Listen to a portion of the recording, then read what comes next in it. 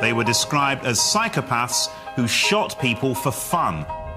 The leaders of Manchester's most notorious gun gang. I can't underestimate the threat that these two individuals posed. Money, drugs, guns, give them respect. That's what they demand. This is the exclusive story of how a specialist police team took down the leaders of a feared criminal gang, who brought murder and mayhem to the streets of one of Britain's biggest cities. I've been investigating the criminal activity of the South Manchester gangs now for over 20 years. Connie Joyce and Lee Amos are the most ruthless criminals that I've ever investigated.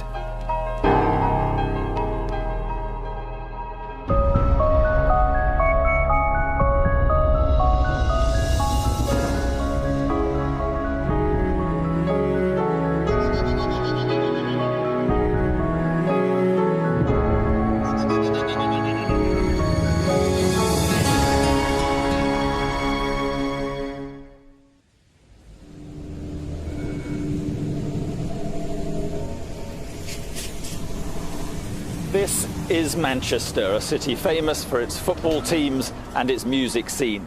But it's also earned a less welcome reputation for gun crime.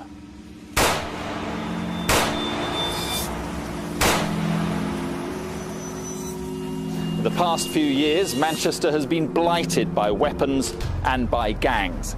But a police investigation has transformed this city and smashed the gun culture. The investigation would lead to a remarkable trial, the most severe sentences in Manchester gangland history, and a unique and controversial publicity campaign. This is the story of how Greater Manchester Police brought down the Gooch gang. Rod Carter is part of Greater Manchester Police's Specialist Excalibur unit, set up in 2004 to tackle Manchester's gangs, many of which operate in the inner city area of Moss Side. Excalibur was needed because too many young people were dying on the streets. Okay, we're on Westwood Street in Moss Side now. It's been a hive of gang activity over the years. Just at the junction here, a man by the name of Raymond Pitt was sat in his car when he was shot and killed.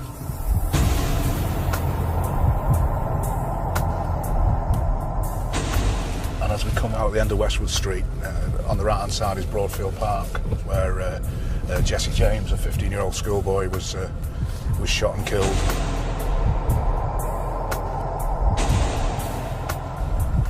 If you look to your left, you'll see Alvino's Takeaway, where Benji Stampney, another schoolboy, was shot and killed.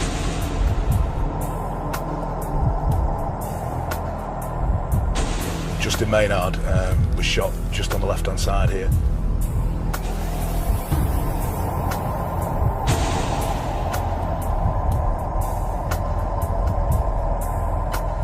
Gun crime became so commonplace in Manchester that the city was given a new name by the press.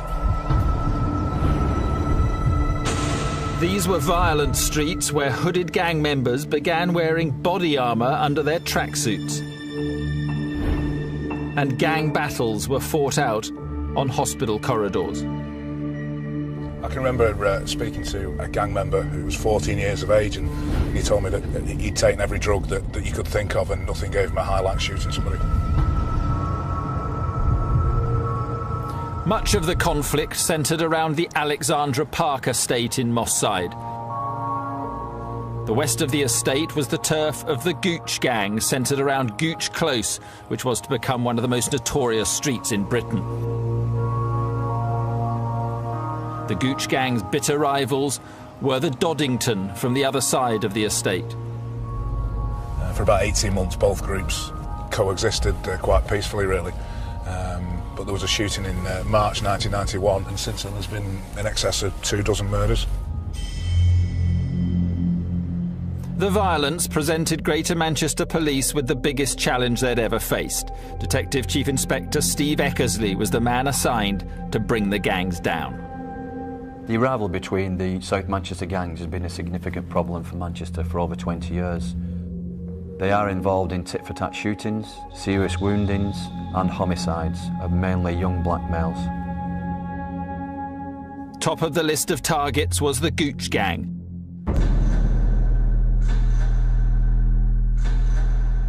Colin Joyce and Lee Amos were the gang's self-styled generals.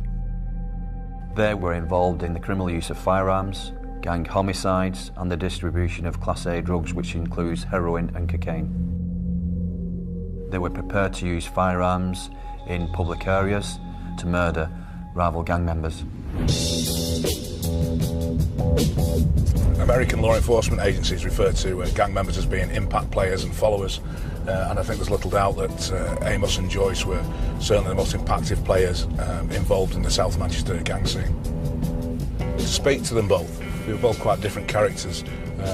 Amos always appeared calm and confident.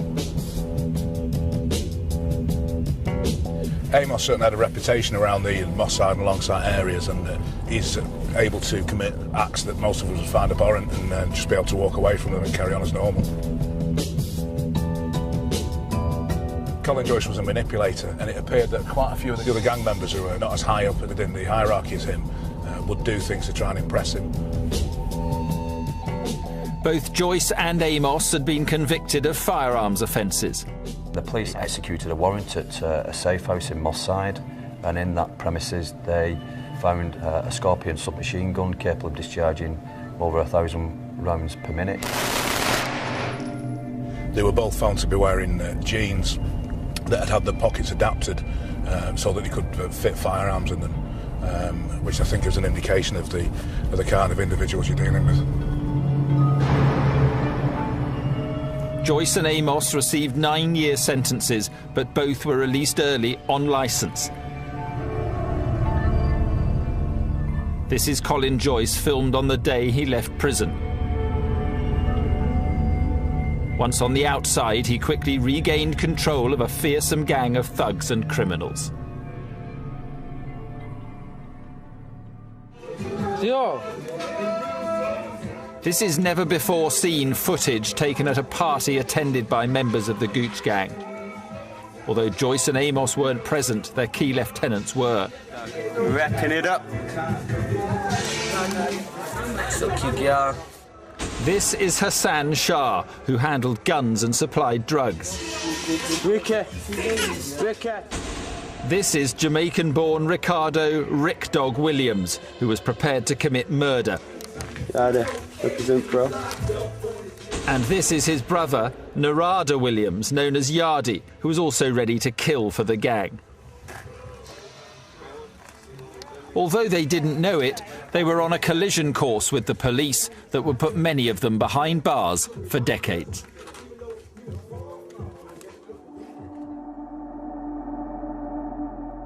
In the world of the Gooch gang, respect was demanded, and even the perception of being close to a rival gang could have deadly consequences. Ukal Chin was loosely associated with the Longsight crew, an offshoot of the Doddington gang. But it was enough to make him an enemy of the Gooch. Ukal would be gunned down in a merciless attack. In a hospital bed, with blood all on his clothes. That's the last thing I seen of my brother.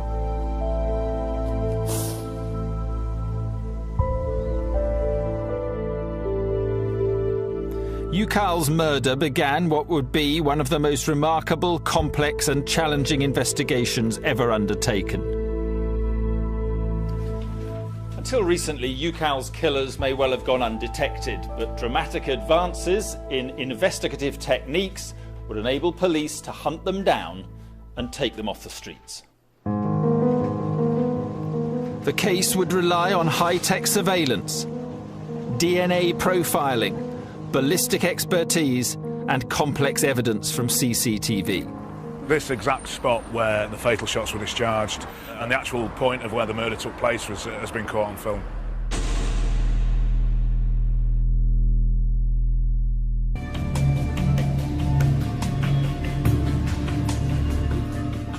Colin Joyce and Lee Amos were the leaders of the Gooch gang, one of the most violent gangs Manchester has ever known.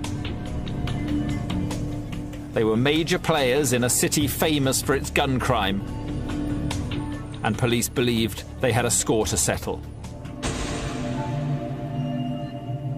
In 2002, Lee Amos's brother Stephen was killed by members of the Longsight crew, a faction of the Doddington gang. And investigators believed that both Joyce and Amos had vowed to avenge Stephen's death. Ukal Chin would be the first victim.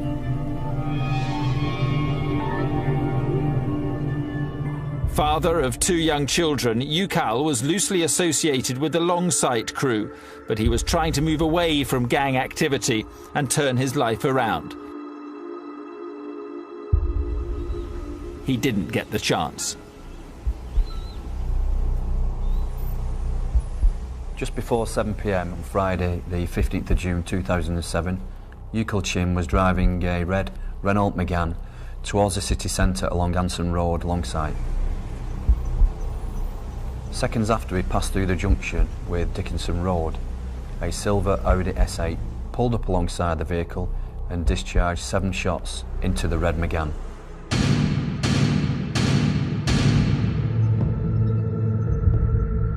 Four of those shots struck Ukal Chin and he was fatally wounded. I was in work and then I saw his girlfriend phone and said that Ukal. And then the second time they phoned, I said, don't tell me, because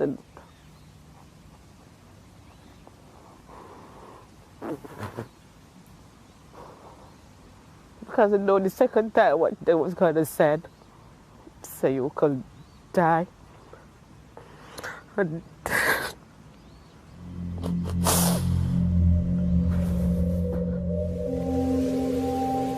the shooting took place on a busy main road in broad daylight, and a massive police investigation began, led by Detective Chief Inspector Janet Hudson. We had no witnesses who'd seen the identity of the person who pulled the trigger or a driver. We didn't get the full registration number of the vehicle. We didn't recover the gun from this incident. So when you start to break it down to how am I going to detect this job, it's very difficult.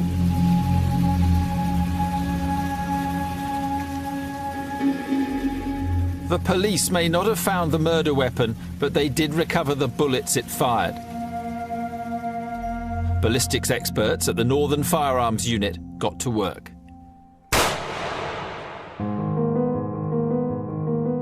7 bullets were recovered from this scene, of which 4 were determined to have hit Ukal Chin. Experts suspected that the bullets had been fired from a Russian-made Baikal pistol. In order to confirm this, they test-fired a similar weapon.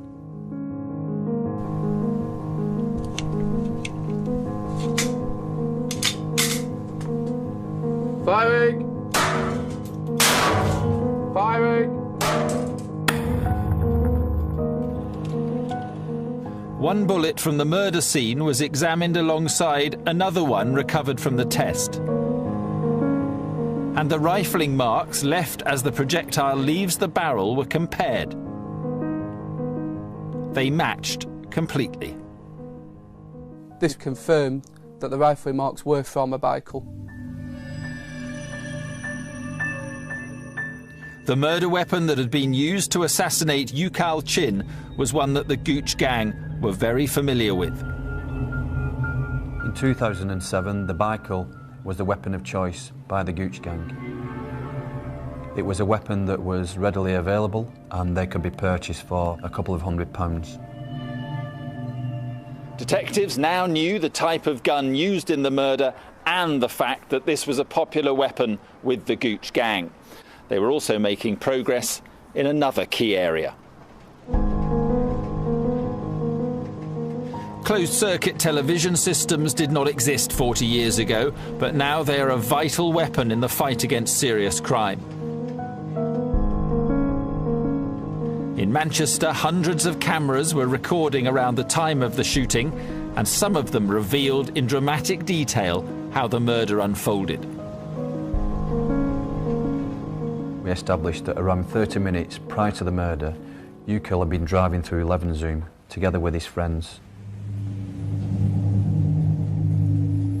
Several cameras picked up the red Renault Megane as it cruised through the city. Cameras also capture the silver Audi cruising the same areas. Police intelligence would later prove that Colin Joyce was inside the Audi. At 6:46 p.m, this bus camera picks up the Megane. As the footage continues, the silver Audi appears. Just a few other vehicles separate the two cars. We are now on a countdown to murder. The silver Audi was probably looking for an opportune moment to carry out the execution. Minutes later, a CCTV camera clearly shows the Audi directly behind the Megane. In just a few seconds, UCAL Chin would be dead. Amazingly, the point at which both vehicles were alongside each other was captured by a CCTV camera from the premises just across the road there, and the actual point of where the murder took place has been caught on film.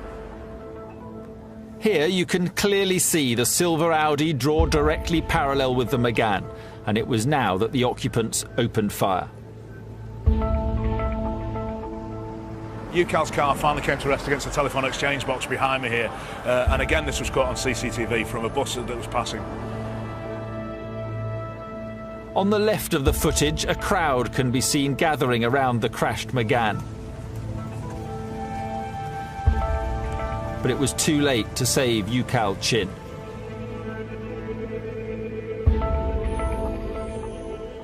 When I go in the hospital, he was laying on the bed. I see his feet as reaching, and I was dead there over him, hugging him and they crying. My mum was trying to wake him up. I'm like, you can't wake him up, Mum. But she was still shaking him. The doctors were like, he's not getting up. And that was the last time I seen him.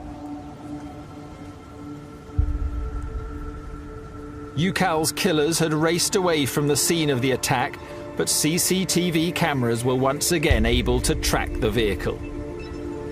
We knew which way the vehicle had gone following the shooting from witnesses. We picked up snippets of the vehicle and were eventually able to plot it right across Manchester city centre, right the way up into Cheetham Hill for about 30 minutes. At this point, the car disappeared from sight, and police believe it was probably taken to a breaker's yard and scrapped. However, there was an important breakthrough. A member of the public wrote down part of the car registration number, which was absolutely vital for us, because using the Police National Database for vehicles, we were able to confirm the registration number of that vehicle. The Police National Computer, or PNC as it's commonly referred to, has become a crucial online aid to criminal investigations. Advances in technology now allow police to search for vehicles using only a partial number plate. And the PNC managed to trace the silver Audi used in the attack. It had been purchased in Luton by members of the Gooch gang some 5 days prior to the attack and driven north from Luton to Manchester, where it was stored in Cheetham Hill. Although Joyce and Amos were still officially under supervision by the authorities, in reality, they'd gone on the run.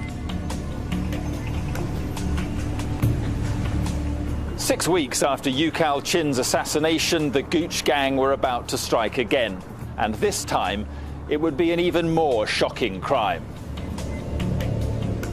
The fact that these individuals have attacked a funeral, I think is unheard of. And I don't think not only in Manchester, but in criminal history in the country.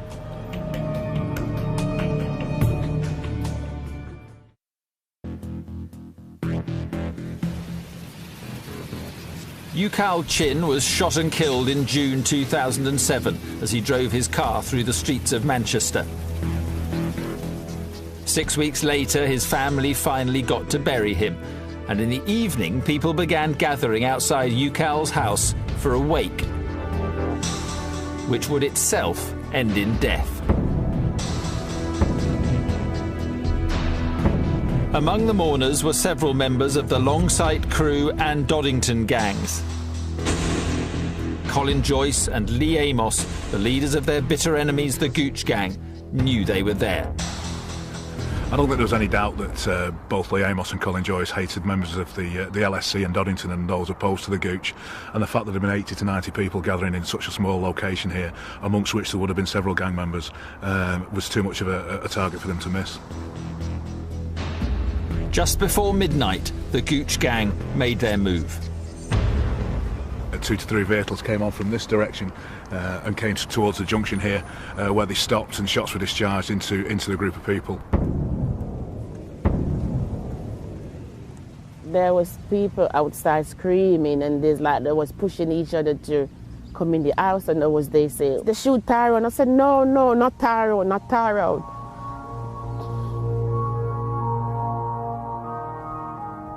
Tyrone Gilbert was 24 and about to become a father for the 4th time. Tyrone was near the front of the close and received a fatal wound to his side. He actually managed to run down to the bottom of the close before he collapsed and subsequently died from his injuries. It's just amazing, really, that there weren't more fatalities with the amount of people that there were about. It says a lot to me that they could go past a wake and shoot into an open street with women and children. They were just unbiased in who they caught with these bullets. It's just a case of, I think it comes down to they've got no self-respect, so they have no respect for the life of other people. They have no value on life, so anyone's for the taking. Detectives now had a second drive-by shooting to investigate, and they needed to move quickly to prevent any more bloodshed. CCTV evidence would again prove vital. It showed the murder vehicles moving into position on the night of the shootings. You can only imagine what the adrenaline must have been like in those cars as they came on to attack the funeral, knowing what they were going to do. The vehicles used in the murder included a Honda Legend and a blue Audi S4. Intelligence proved that both Lee Amos and Colin Joyce were together in the blue Audi at the time of the murder of Tyrone Gilbert. Both vehicles fled the scene and the Audi was never seen again. But police did recover the Honda Legend. It had been abandoned 2.5 miles away in Burnage. This is the car that the killers fled from, now stored in a police compound in Manchester. There's quite a significant amount of both ballistic and forensic evidence recovered. In fact, you can see in the door frame here where a bullet has passed through, where one of the assassins has been sat in the seat and discharged his weapon through the window. The vehicle itself had been disguised somewhat by having the rear windows blacked out. Some of this material has been removed now in an attempt to recover fingerprints. The rear window is still blacked out, however. Quite a lot of the evidence within the vehicle was key in securing convictions on a number of the individuals who stood trial with Joyce and Amos. Police were about to get their next major breakthrough in the investigation. A balaclava was found snagged on barbed wire near the scene of the abandoned Honda Legend. Officers now turned to forensic science in their efforts to solve the case. The Forensic Science Service assists over 120,000 police cases every year. Often it is a forensic scientist working diligently out of the spotlight who provides the crucial pieces of evidence in an investigation. And the recovered balaclava certainly held some secrets. Being a balaclava, there's a high likelihood of saliva being transferred from the person wearing the balaclava. We test for the presence of saliva using a test paper which will change colour from white to blue.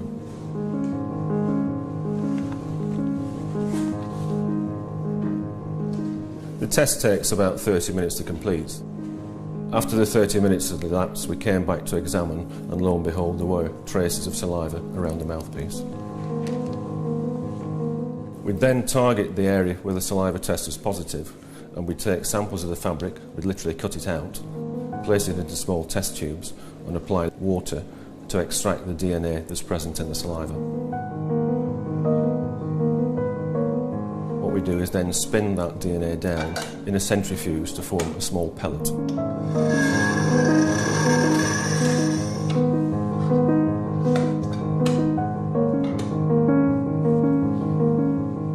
The pellet extracted from the balaclava was sent off to be analysed at the National DNA Database in London. Set up in 1995, the database currently holds the records of around 5 million people. 30,000 samples are added to the database each month, taken from items recovered from crime scenes and police suspects. The DNA pellet came up with a match. Aaron Campbell was a prominent member of the Gooch gang, with convictions for violence and drug-related offences. Aaron Campbell was arrested and interviewed by the police. He accepted that at some point he had worn the balaclava, but not that day and not in the Honda Legend. It became vital to prove that Campbell had worn the balaclava inside the car, and the forensic scientists were able to do just that. A tape lift produced fibres from the balaclava, and samples were also lifted from the car. These are the fibres from the balaclava, and these are the fibres recovered from the car seat. Minuscule identical microfibres were found on both samples, proving the balaclava had been inside the Honda Legend. To give some idea of the size of the fibres, the individual fibres are perhaps a 25th of the width of a human hair. The wearer DNA belonging to Aaron Campbell linked him to the balaclava. It also linked him to the Honda Legend, and as we know, the Honda Legend was linked to the drive-by shooting of Tyrone Gilbert. Forensics had tied the Gooch gang to another murder. Tyrone's death has devastated the family. Mum was a strong person, but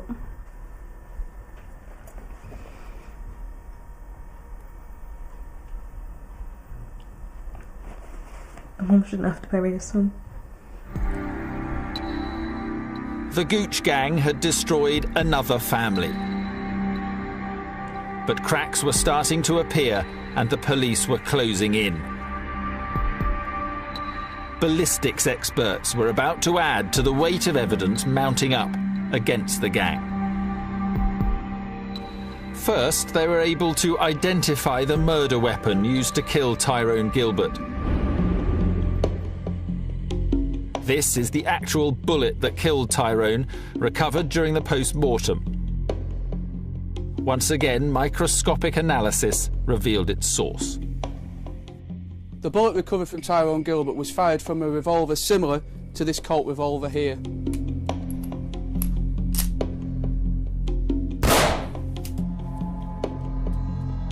Other bullets recovered from the crime scene were proof of a second revolver being used. This is a Smith & Wesson .357 Magnum revolver of the type used in the shooting. The Smith & Wesson revolver was recovered during the execution of a search warrant by police in South Manchester some months after the murder of Tyrone Gilbert. That weapon had been used in several previous shootings involving the Gooch gang.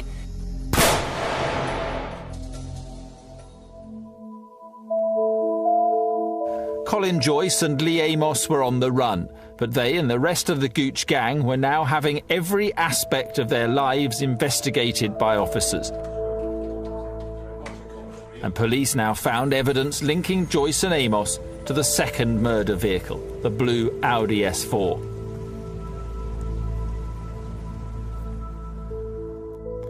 An exhaustive search had led to the discovery of a logbook at a garage in Stockport containing the registration of the blue Audi. The garage owner recalled two men using the initials P and C. Joyce and Amos's nicknames were Piggy and Cabbo. The garage logbook also contained an entry of the letter P and the word Evo. And police had surveillance footage of Colin Joyce getting into and driving away a Mitsubishi Evo. They also obtained a photo from the same observation point taken by a suspicious neighbour just before the Tyrone Gilbert murder. The photo was of the blue Audi used in the killing.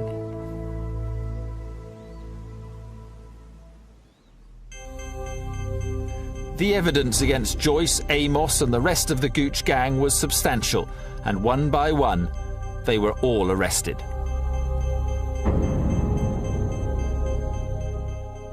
Tony Weatherly questioned both Joyce and Amos for 3 days. He cannot be identified as he's currently working on a covert operation. Colin Joyce came over as a very chatty, very affable person, very charming to a degree. Then as soon as the tapes go on, he then became very guarded and made no comments to every question put to him. These are the actual audio tapes from the police interviews. On the 15th of June this year, a male called Gooch was shot in Anson Road in Longsight. What can you tell me about that? No comment. It was clearly put to him that this was a planned attack. He had seen Gooch driving the vehicle and that he was responsible for pulling the trigger. His vehicle that he was driving was purposely run off the road. He was targeted.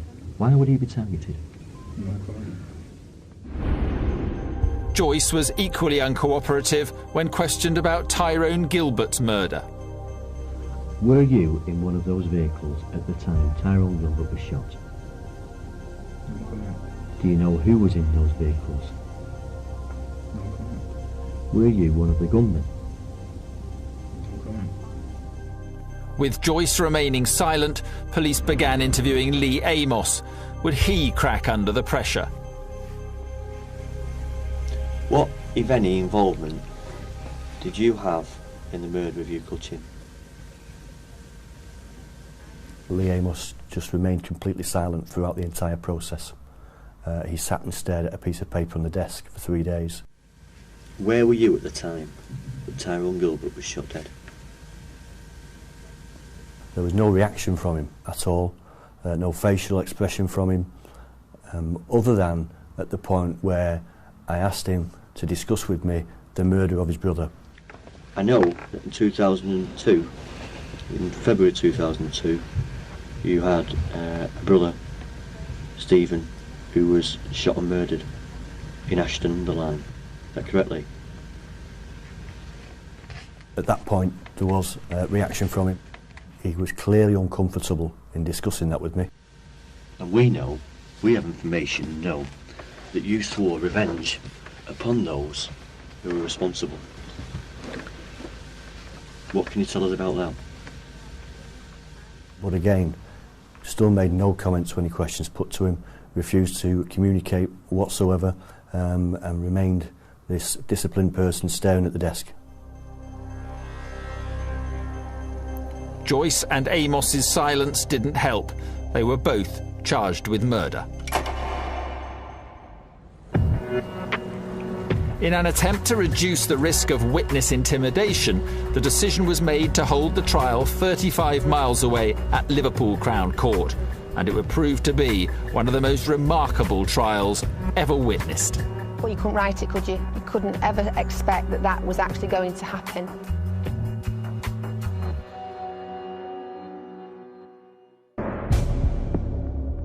Colin Joyce, Lee Amos and 9 other members of the Gooch gang were now awaiting trial for offences ranging from firearms possession to murder.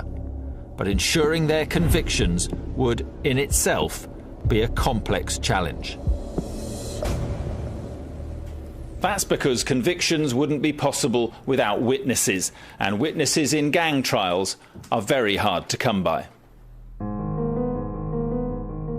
50,000 pages of evidence were scrutinised by a team of prosecution lawyers, but the most difficult task was persuading people to talk.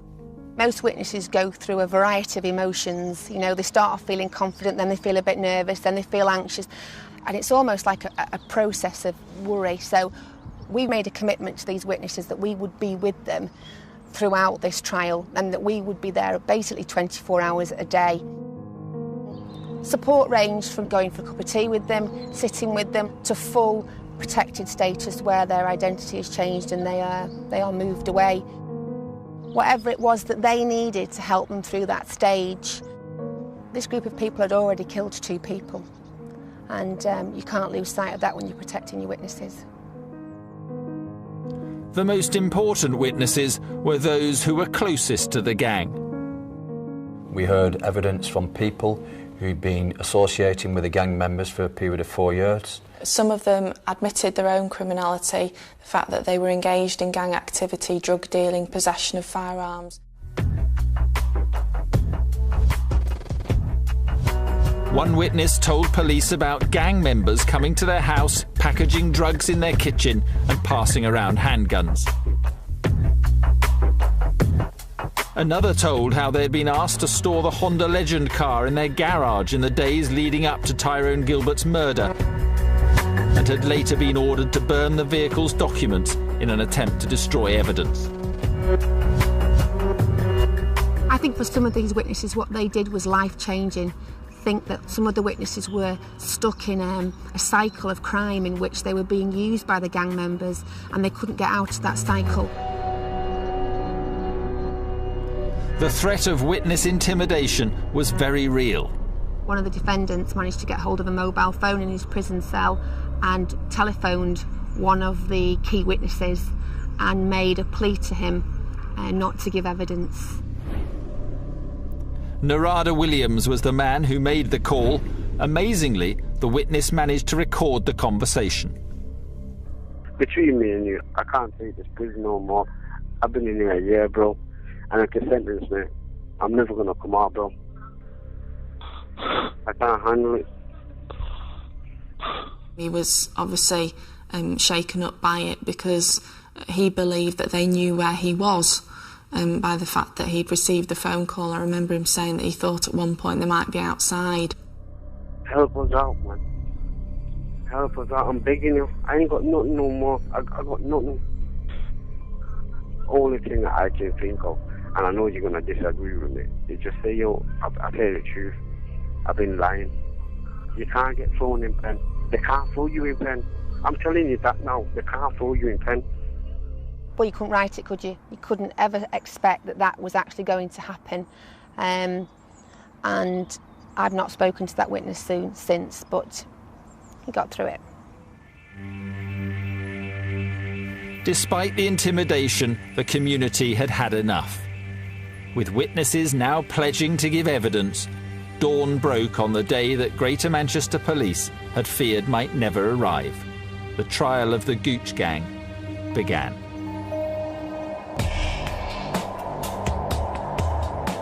In September 2008, a heavily guarded prison van set off from Manchester across the M62 to the Crown Court in Liverpool.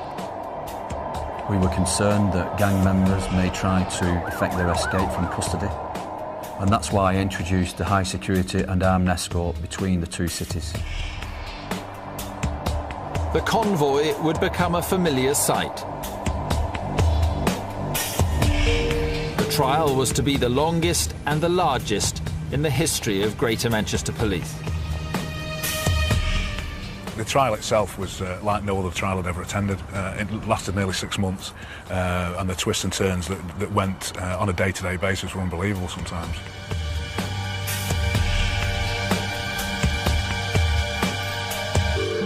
The atmosphere was electric. I recall it very well. There was over 100 people in the court itself.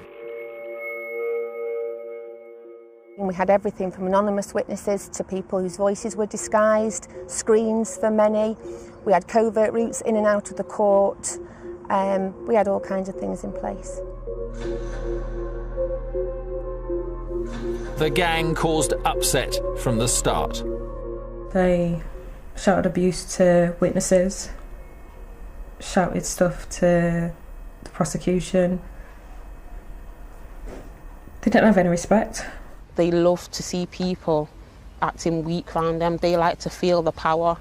Every day is like something inside burning up. To see they just sit there laughing. It was like a playground for them. The intimidatory tactics failed.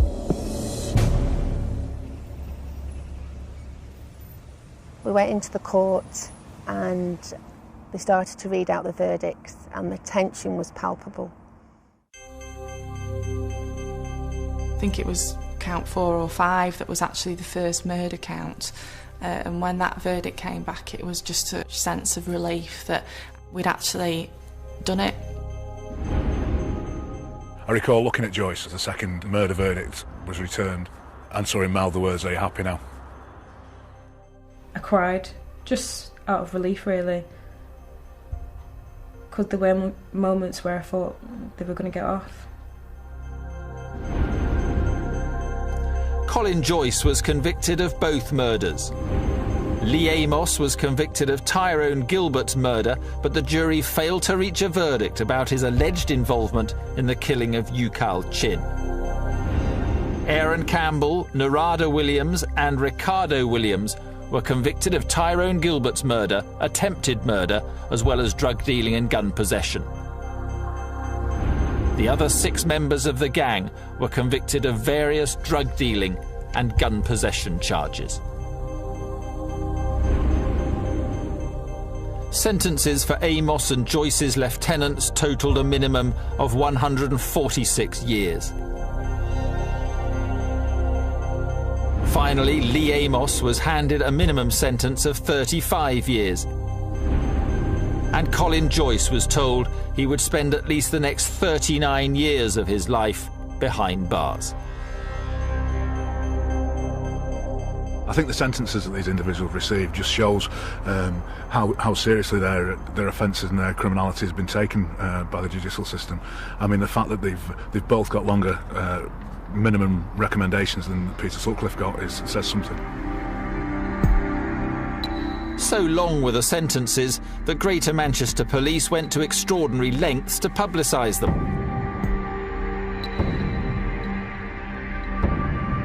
Ageing posters were made showing how Joyce and Amos could look at the end of their sentences, and they were plastered on billboards all over the city. It was a defiant message to the community and to Manchester's criminal underworld that gangland behaviour would not be tolerated. Although the sentences were huge, they didn't bring an end to the suffering. They can still hold their brothers, their sons' hands, give them a kiss goodbye, see you tomorrow, see you next week. We can't do that. We have to kiss a headstone to give him a kiss. That's what hurts the most, that we have to come here to see my brother. Sometimes touch his picture and say, "Son, I love you and I miss you. Why did you leave me?" The pain will be always there, always. You never leave me.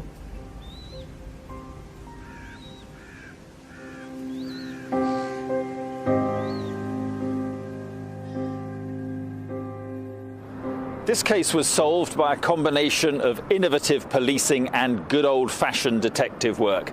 It took 11 dangerous men off the streets, and it brought to an end a period of lawlessness which hopefully Manchester will never see again.